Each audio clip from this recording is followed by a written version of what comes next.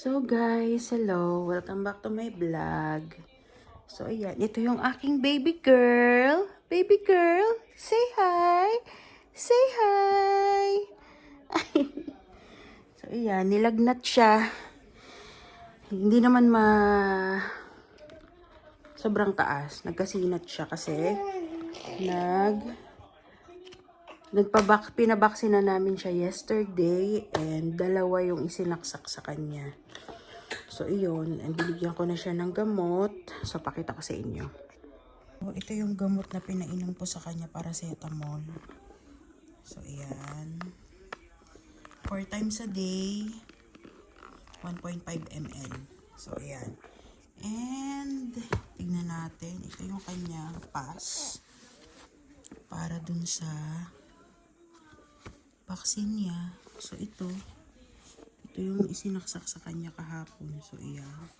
Hindi ko alam yung pangalan eh. Ano sa bandit kasi mamaya i-check ko. So, ito yung isa. So, iyon.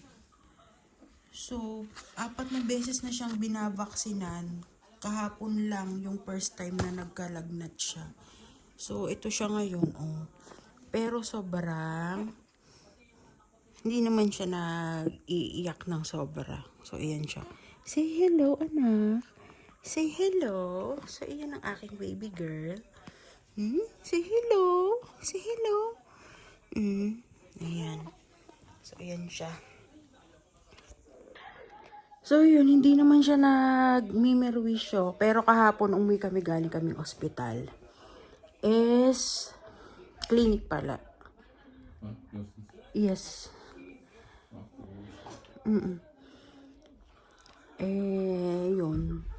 Nilagnat siya pag uwi. Halos ayaw niya magpababa. Gusto niya lagi karga.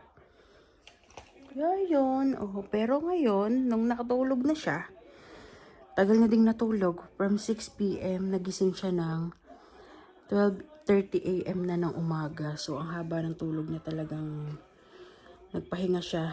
So, ngayon okay na siya. Makulit ulit. Ayan ang baby ko. Ang baby girl, oh. Ayan na siya ulit.